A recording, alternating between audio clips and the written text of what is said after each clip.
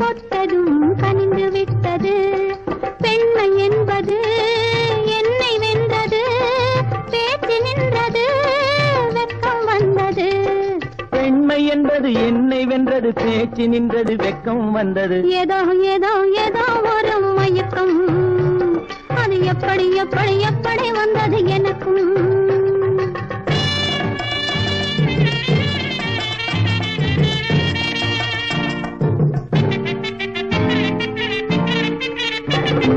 கண்ணும் கண்ணும் கலந்து விட்டது, காதல் கதவு திறந்து விட்டது.